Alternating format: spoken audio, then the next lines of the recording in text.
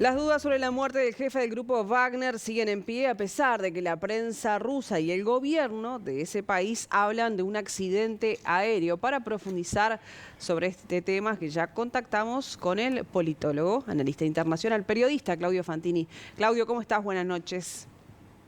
¿Qué tal? Muy buenas noches, Rosario. Buenas noches, Miguel. Un gusto saludarlos. Hola Claudio.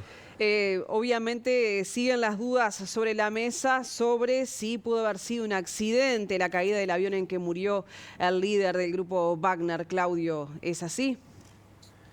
Sí, yo creo que hay muchas señales de que no se trató de un accidente, más allá de la larga lista de personas que por desafiar a Putin, por conspirar contra él, por enfrentarlo, terminaron envenenadas, cayendo de un edificio, acribilladas a balazos. Más allá de esa larga lista que habla por sí sola, está el hecho de la propia caída del avión que difunden en un video los medios de Rusia.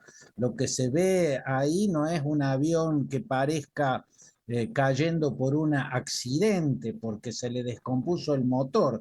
No había tormentas, no había fenómenos atmosféricos que pudieran haber provocado el accidente.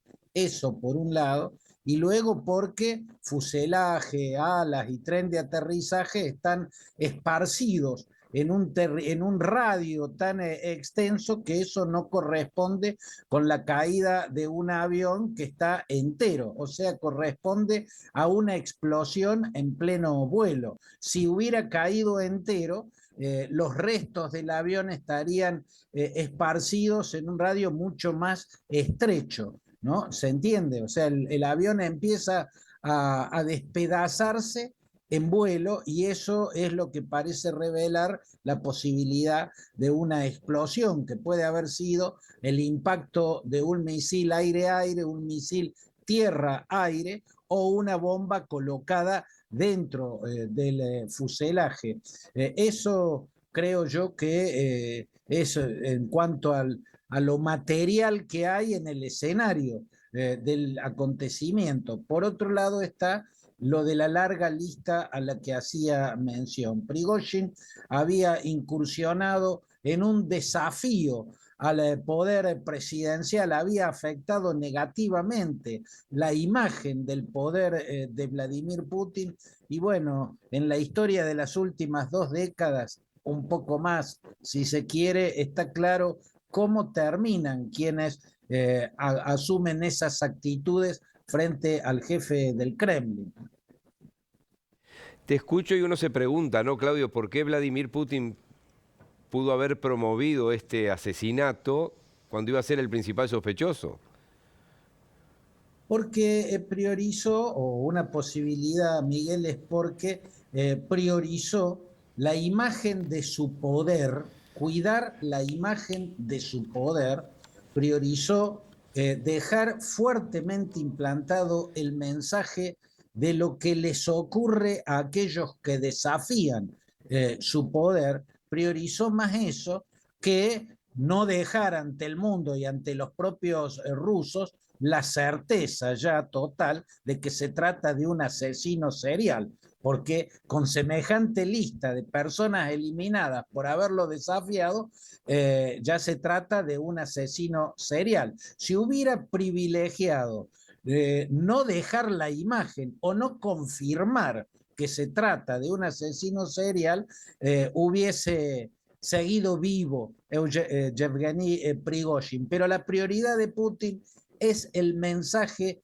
cuasi mafioso, sino enteramente mafioso, de lo que le ocurre a aquellos que conspiran contra él, a aquellos que no lo obedecen, a aquellos que de uno u otro modo desafían su poder. Ahora, lo llamativo, si se quiere, no es esto, porque hay muchos atentados y asesinatos que llevan la firma de Putin, o sea, personas que murieron y no podían morir si no era por una orden de Putin, como el caso de Alexander Litvinenko, que fue asesinado después de haber denunciado públicamente que los agentes del FSB recibían presión desde el Kremlin para que asesinaran al oligarca Boris Berezovsky. Más aún, la muerte de Boris Berezovsky, ¿no? A pesar de que Litvinenko había denunciado que el Kremlin había ordenado que asesinen a Berezovsky,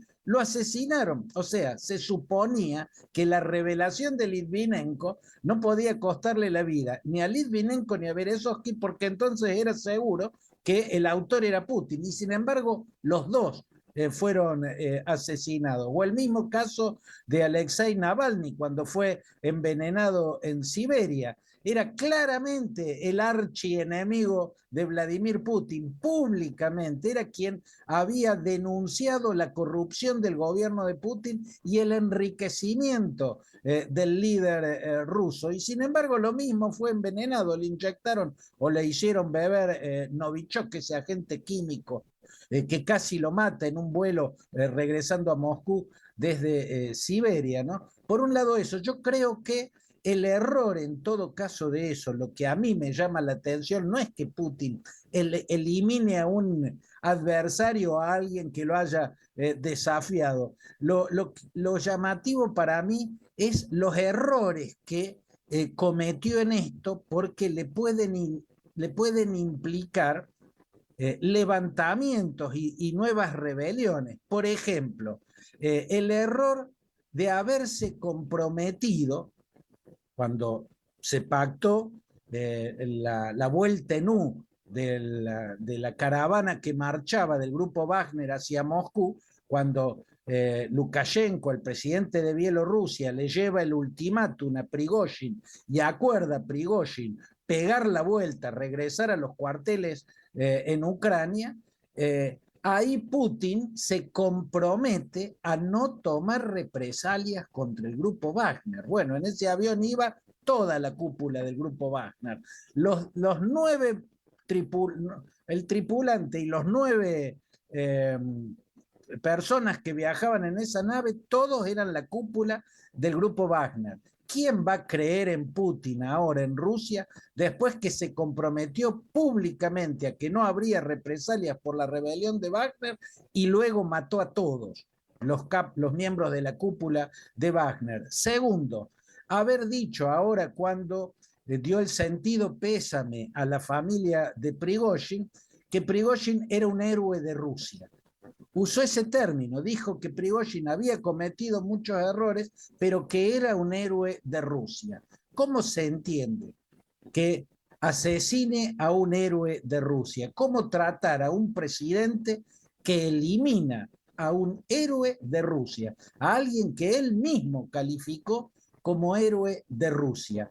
Estas dos cosas, sobre todo la segunda, le va a traer la enemistad de gran parte del ultranacionalismo ruso, porque Prigozhin era admiradísimo en los sectores ultranacionalistas rusos, que son extensos, son numéricamente significativos, son poderosos y son beligerantes. Por primera vez Putin, que llevaba años girando a un ultraconservadurismo y abrazándose a la Iglesia Ortodoxa rusa para tener todo el afecto y el apoyo del ultranacionalismo ruso, ha cometido un par de errores que pueden llevarlo a una ruptura con el ultranacionalismo ruso. Y finalmente, que el crimen se haya cometido a exactamente 2 meses de la rebelión del grupo Wagner, cuando se cumplían exactamente 2 meses, y por otro lado, que se haya producido justo cuando aparecían encuestas que mostraban una inmensa popularidad de Yevgeny Prigozhin. Una inmensa popularidad, para mí rara, porque Prigozhin era un criminal de la peor calaña.